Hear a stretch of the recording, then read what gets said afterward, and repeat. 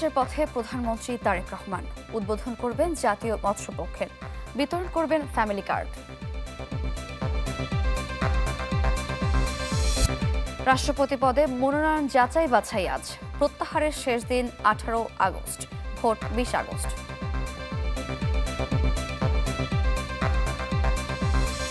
দুই বছরে কাজের খোঁজে রাশিয়ায় 5,000 বাংলাদেশি, অনেকে নিখোঁজ, জোর করে যুদ্ধক্ষেত্রে নেয়ার অভিযোগ।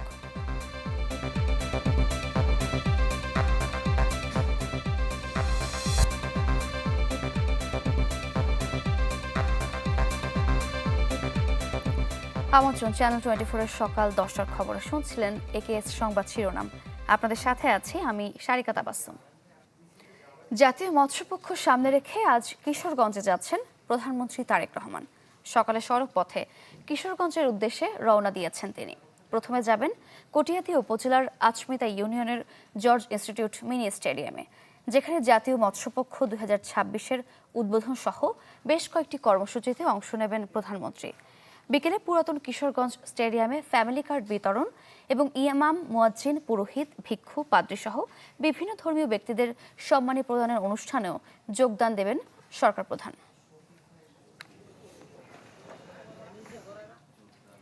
যত দ্রুত সম্ভব গ্যাস বিদ্যুৎ সমস্যার সমাধান করা হবে, প্রধানমন্ত্রী তারেক রহমান এ আশ্বাস দিয়েছেন।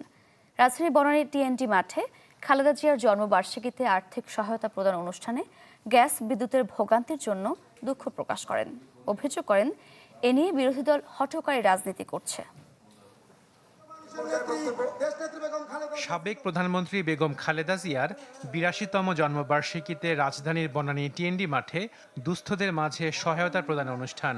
নিজ সংসদীয় আসনে এই অনুষ্ঠানে যোগদান প্রধানমন্ত্রী তারেক রহমান। বক্তব্য রাখেন সরকার প্রধান। দেশে চলমান বিদ্যুৎ বিভ্রাটের জন্য দুঃখ প্রকাশ করেন প্রধানমন্ত্রী। আশ্বস্ত করেন, যত দ্রুত সম্ভব গ্যাস বিদ্যুতের সমস্যার সমাধান হবে। কারিগরি ত্রুটি সারানো হয়েছে। আমি আশা করি ইনশাআল্লাহ আল্লাহর রহমত থাকলে আগামী কয়েকদিনের মধ্যে এই সমস্যা অনেকাংশে গ্যাসের সমস্যা কমে আসবে। বাংলাদেশের মানুষ যে বিদ্যুতের কষ্ট পাচ্ছেন, আমি আন্তরিকভাবে তার জন্য দুঃখ প্রকাশ করছি। কিন্তু এই সরকার, আপনাদের সরকার, এবং আমরা কাজ করছি যত দ্রুত সম্ভব মানুষকে এই কষ্টের হাত থেকে রক্ষা করার জন্য। আগামী এই যে সংসদ 27 তারিখে শুরু হবে, এই সংসদের মধ্যেই আমরা বাংলাদেশের জনগণের সামনে উপস্থাপন করব আগামী 10 বছর আমরা কিভাবে এই দেশের মানুষের জন্য জ্বালানি সমস্যার সমাধান করব। তারেক রহমান বক্তব্যে বলেন, অতীতে মেগা প্রজেক্টের নামে অর্থনীতিকে ধ্বংসস্তূপে পরিণত করা হয়েছিল, কেড়ে নেওয়া হয়েছিল ভোটের অধিকার, কিন্তু এবার পছন্দের সরকার বেছে নিয়েছে জনগণ।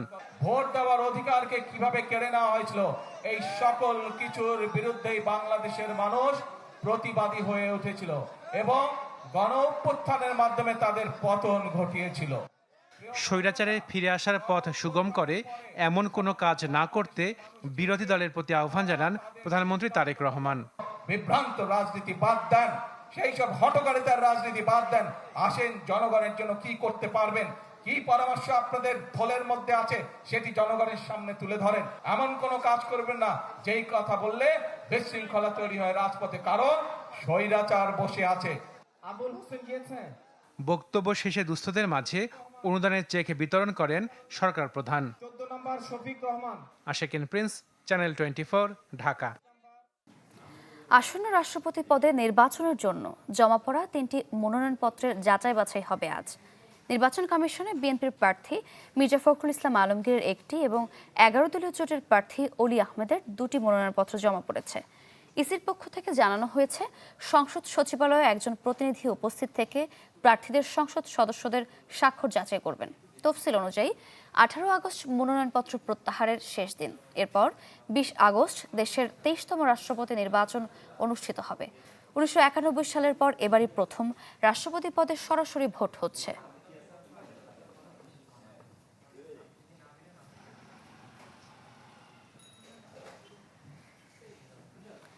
দুই বছরে কাজের খোঁজে রাশিয়ায় গেছেন প্রায় 5,000 কর্মী, যাদের অনেকের সাথে যোগাযোগ নেই পরিবারের। অভিযোগ আছে, মানব পাচারকারীরা রুশ সেনাবাহিনীর কাছে বিক্রি করে দিচ্ছে অনেক বাংলাদেশিকে, যাদের বাধ্য করা হচ্ছে ইউক্রেনের বিরুদ্ধে লড়তে। সম্রাট হোসেনের জানাচ্ছেন বিস্তারিত, ছবি তুলেছেন মেহেদি মিরাজ। বাবা আমার সন্তানটা আমার কাছে ফিরাই দেয়, আমি মা জ্বলেনি, আমি সহ্য করা হয় না। সন্তানকে ফিরে পেতে একজন মায়ের এমন আর্তনাদ শোনার যেন কেউ নেই।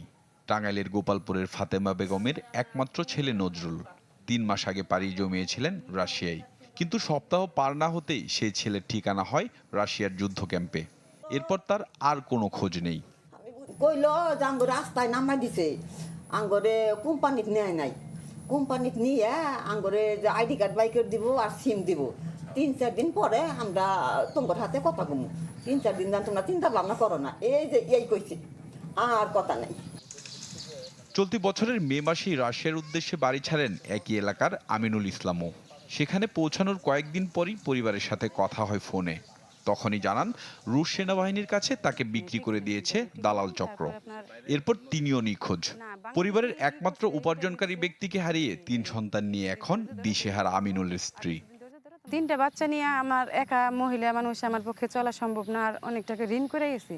তারা মনে করেন যে এই যে প্রায় আসে, যাদের কাছ থেকে যে কিস্তি করা হয়েছে তারা তো আসে, কিস্তি টাকার জন্য আসে। তারপরে এমনি টাকা নেওয়া হয়েছে, সুদে টাকা নেওয়া হয়েছে, তারা সুদের টাকার জন্য আসে। অন্য কাজে গেছে তারা। গোপালপুরের পবিত্রচন্দ্রের বাবার অপেক্ষাও শেষ হয় না। সহায় সম্বল বিক্রি করে তার গোছানো 6 লাখ টাকায় কারখানায় কাজের বদলে তার সন্তান এখন যুদ্ধের ময়দানে। কল দিছে, কয় আমাদের শরীরে 40 কেজি ওজন বইতাছি, পোশাক পরাইছে, আমাকে এখন আর্মি 12 দিন ট্রেনিং করাইছে, আমাকে বন্দুক দিছে, ফোন লাইনে যুদ্ধ করা লাগবো, মাপ সাফ করে দিও। নজরুল, আমিনুল আর পবিত্রকে রাশিয়ায় পাঠিয়েছিল জাবালেনুর ইন্টারন্যাশনাল নামে একটি রিক্রুটিং এজেন্সি। সম্প্রতি রাশিয়ায় মানব পাচারের দায়ে এই প্রতিষ্ঠানের লাইসেন্স বাতিল করেছে প্রবাসী কল্যাণ মন্ত্রণালয়। জনশক্তি কর্মসংস্থান ও প্রশিক্ষণ ব্যুরোর তথ্য বলছে, গেল 2 বছরে কাজের খোঁজে রাশিয়ায় গেছেন প্রায় 5,000 বাংলাদেশি, যার বেশিরভাগই পাঠিয়েছে মাত্র 5টি রিক্রুটিং এজেন্সি। রাশিয়াতে যারা যাচ্ছে বিএমইটি ক্লিয়ারেন্সটা দিচ্ছে, কাজে এখানে প্রথম দায়টা সরকারের, এবং আরও সুনির্দিষ্টভাবে বিএমইটির যে কর্মকর্তার সই বা সিল সেখানে থাকছে, কারণ এটার যে যাচাই বাছাই করে সে অনুমোদনটা দেওয়ার কথা। তাহলে প্রশ্ন হলো, কিসের ভিত্তিতে এসব ছাড়পত্র দিচ্ছে বিএমইটি? এ নিয়ে বারবার চেষ্টা করেও কথা বলা সম্ভব হয়নি প্রতিষ্ঠানটির কারো সাথেই। শুধু গেল 6 মাসেই রাশিয়ায় কাজের খোঁজে গিয়েছেন 1500-র বেশি কর্মী, যাদের মধ্যে ঠিক কতজন এখনো নিখোঁজ সে হিসেব কারো কাছেই নেই। সম্রাট হোসেন, চ্যানেল 24, ঢাকা। হাম উপসর্গে আরও 8 জনের মৃত্যু হয়েছে। এতে চলতি মৌসুমে প্রাণহানি ছাড়ালো 900। 24 ঘন্টায় হাম উপসর্গের নতুন রোগী শনাক্ত 798 জন। এক বিজ্ঞপ্তিতে এ তথ্য জানায় স্বাস্থ্য অধিদপ্তর। বলা হয়, গেল 15 মার্চের পর থেকে এ পর্যন্ত নিশ্চিতভাবে 99 জনের মৃত্যু হয়েছে। একই সময় সন্দেহজনক হাম রোগের মৃত্যুর সংখ্যা 803। এখন পর্যন্ত নিশ্চিত হাম রোগী 17,800 জন। এছাড়া সন্দেহজনক হাম রোগীর সংখ্যা 1,41,776। শত কোটি টাকায় কেনা আধুনিক চিকিৎসা সরঞ্জাম, অথচ বছরের পর বছর বাক্সবন্দী। দেশের 28 জেলায় 53 সরকারি হাসপাতালে এমন 148টি মেডিকেল যন্ত্রপাতির সন্ধান মিলেছে। জনবল সংকট আর অবকাঠামোর অভাবে যা নষ্ট হচ্ছে ধুলো জমে। সরকারি হাসপাতালে বাক্সবন্দি চিকিৎসা সেবা আর অব্যবস্থাপনার নানা চিত্র নিয়ে আদ্দিন সজীবের অনুসন্ধান, ছবি তুলেছেন রিপু আহমদ।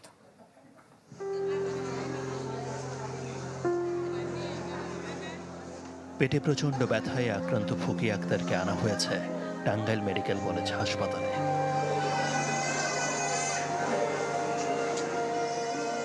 5 আগস্ট খুব সকাল থেকে এমন মুমূর্ষ অবস্থায় তিনি যখন মেঝেতে পড়েছিলেন, তখন দুপুর পর্যন্ত স্বজনরা দৌড়ঝাঁপ করেছেন ডাক্তার আর পরীক্ষা নিরীক্ষার পেছনে, কিন্তু ততক্ষণে আর বাঁচানো যায়নি 2 সন্তানের এই মাকে।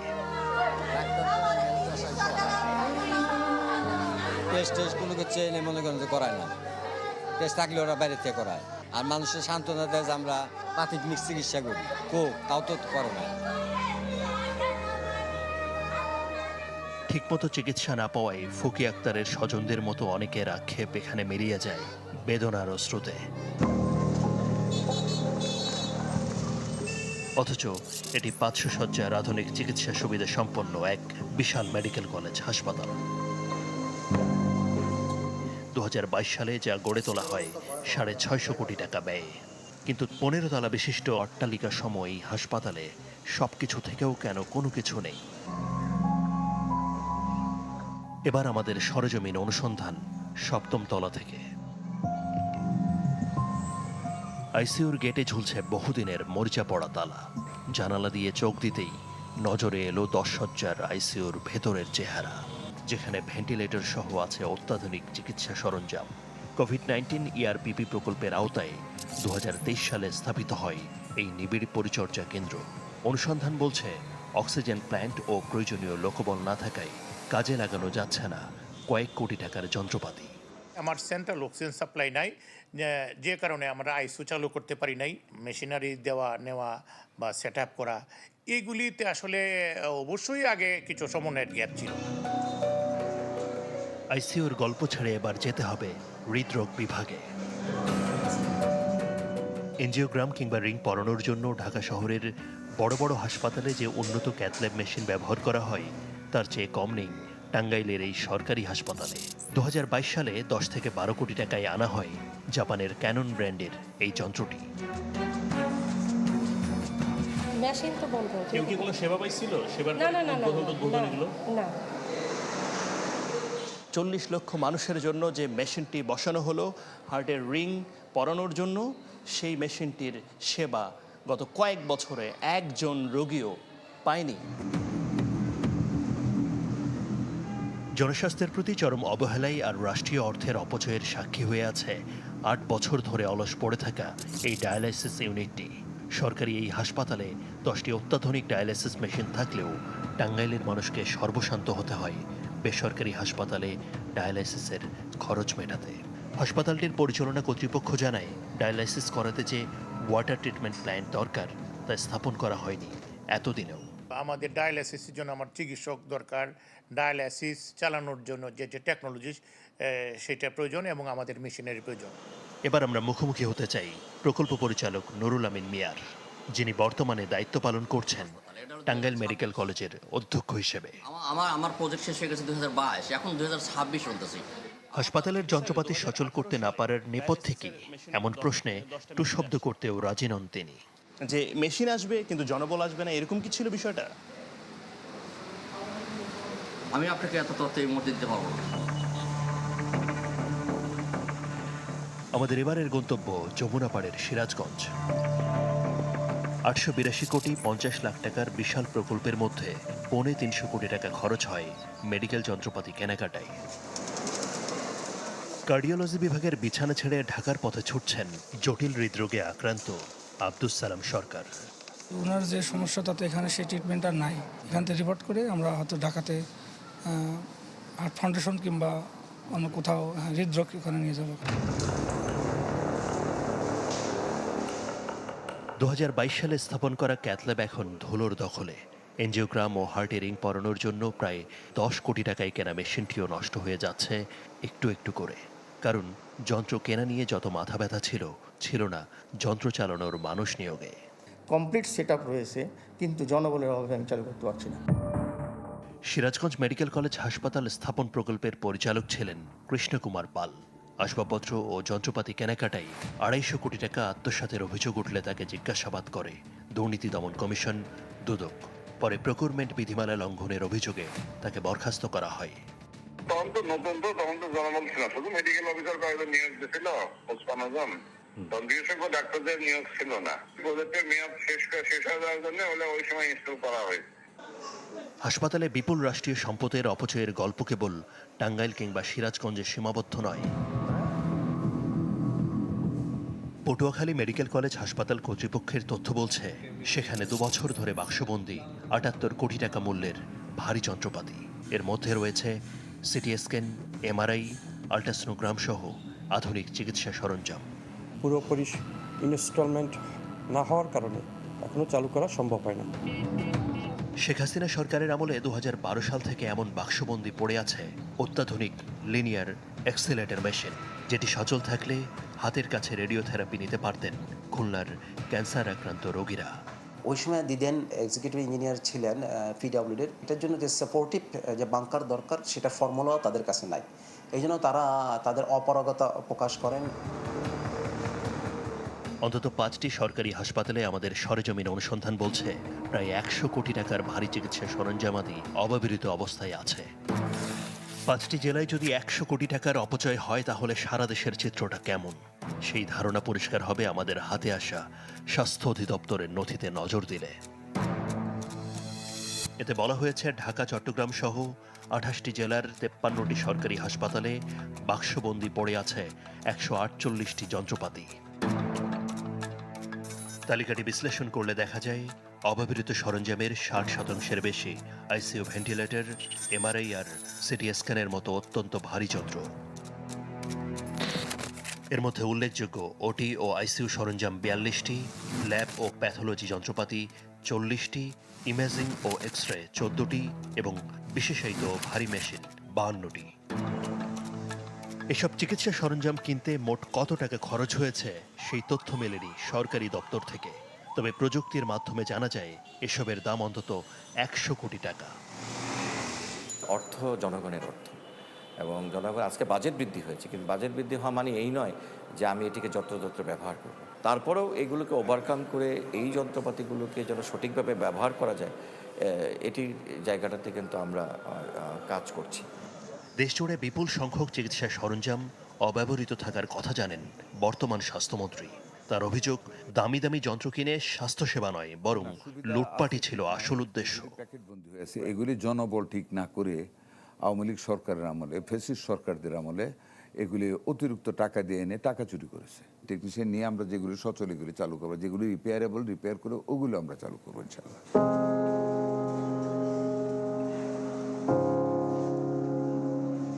যে যন্ত্রগুলো তালাবদ্ধ ঘরে নিঃশব্দ নিঃশেষ হয়ে যাচ্ছে সেগুলো সচল থাকলে হয়তো নিবিড় চিকিৎসায় বেঁচে যেত ফকি আক্তারের মতো হাজারো তাজা প্রাণ।